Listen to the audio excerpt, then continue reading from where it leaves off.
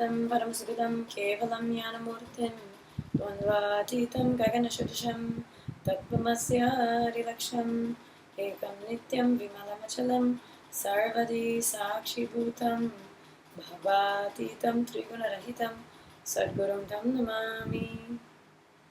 Nityanandam. Hi, this is Manitya Ovyananda. And I have a very interesting and little known fact I bet you don't know about Hinduism. Actually, Hinduism supports multiple genders. So a lot of people, especially in the West, they're legitimizing gay and lesbian marriages in certain places in the U.S. Certain states, it's legal to be married. And, however, those types of marriages are criticized by the Christian churches and conservatives. But Hinduism, on the other hand, has always had a very liberal view of sexuality.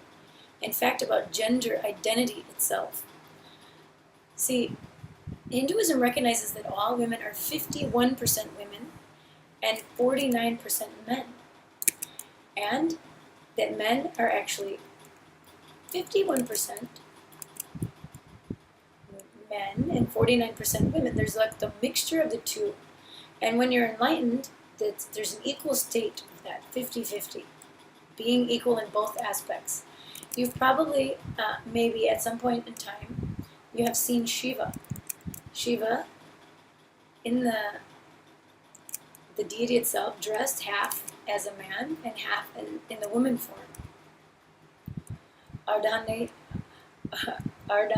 Eshwara. Now, the reason is that the ultimate state of enlightenment, when you're both man and woman and neither. See, consciousness itself doesn't have that identity. That's something we identify with in our body.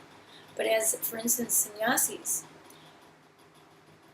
we may identify with being in the body, but identifying with a gender becomes less and less.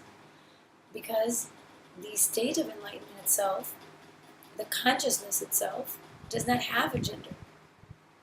And if you look throughout many historical references and many texts in Hinduism, many scriptures, they talk about various transformations from one gender to another. Even Arjuna, the closest friend of his closest friend was Krishna. And Krishna was also his guru. And he was a disciple of Krishna. But so much he loved Krishna that he felt at times a little bit jealous of the gopikas, of the people who were, the women that were actually able to connect with Krishna in a different way and dance and all of those things. So he actually was able to change his body into that of a female form so that he could enjoy Krishna in a different way. And there's other stories. For instance, Ayappa. The god Ayappa was born out of the interaction between Shiva and Vishnu. Vishnu, who was in the form of Mohini. Mohini is actually, the form of Mohini is actually is Vishnu himself. So he changed into that form many times, and one time actually to distract the demons, the Rakshasas, because he was trying to distract them away from their share of that immortality, the immortality nectar. So he did a lot of that, changing the form. And also, a lot of practices, like for instance, even brahmacharya. Swamiji talks about how many people, whether you're in a male or female body is one thing, but many people actually have a gender. And it's not only the physical body that Swamiji refers to, that it's also the, not just physiological, but psychological, and the whole being itself. That's why when young beings, kids or whatnot, take brahmacharya, they go to the school of the guru, they don't get involved in any of that the gender relation. They only get involved in the seeking, the teaching of the scriptures, the meditation, the spirituality aspect, the enlightenment aspect. And they learn other things, instruments and all different things regarding the Vedic tradition, the many different arts of the Vedic tradition. So the point is to discover what their gender actually is. So before getting involved in any kind of relationship, before the age of 21, then that understanding never happens. Because any kind of relationship is typically based on only the physical body, the physical form, not based on exploring and understanding your own identity. Because life, understanding yourself and what gender you are, is a deep discovery and revelation. And knowing that identity gender is a lot more actually celebratory than exploring another body. Knowing our own body, who we are, what we're made of, what else lies inside our inner space, our mind, everything. Understanding that, it's very fulfilling.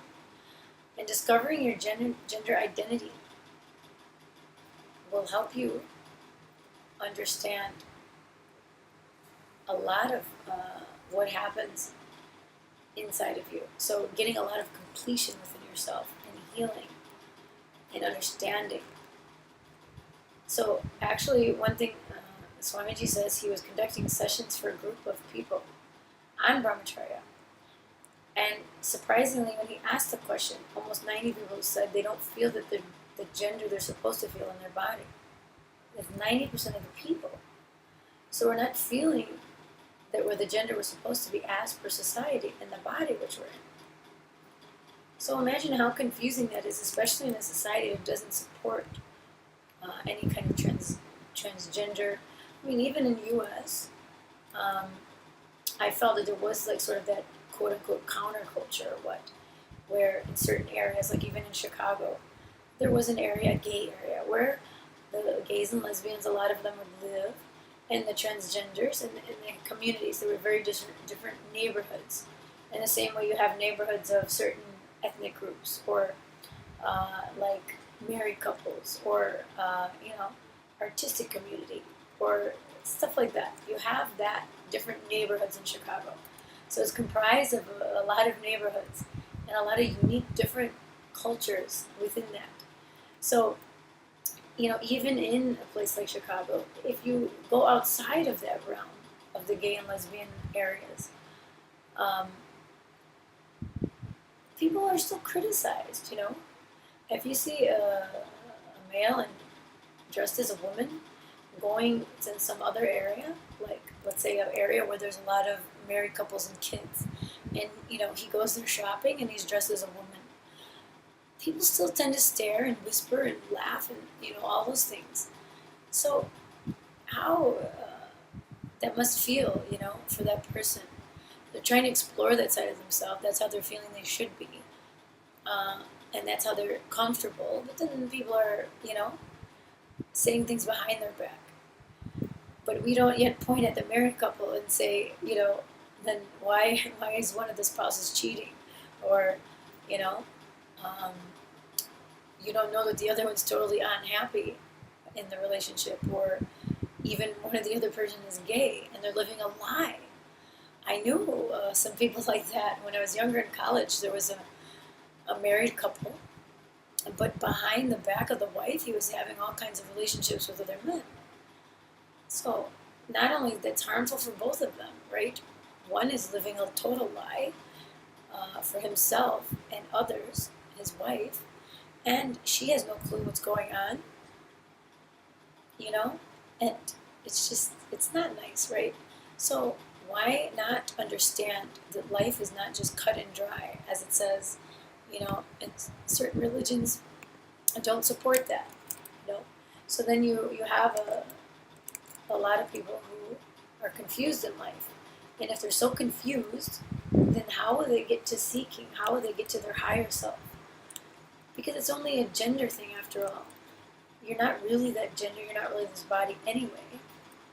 So then, why not allow yourself to explore that and explore who you really are and understand that?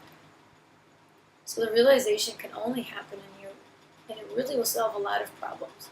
Because a lot of time your personality traits or certain interests you have are contrary to that. So whatever it is causes turmoil until you actually do understand it and figure it out.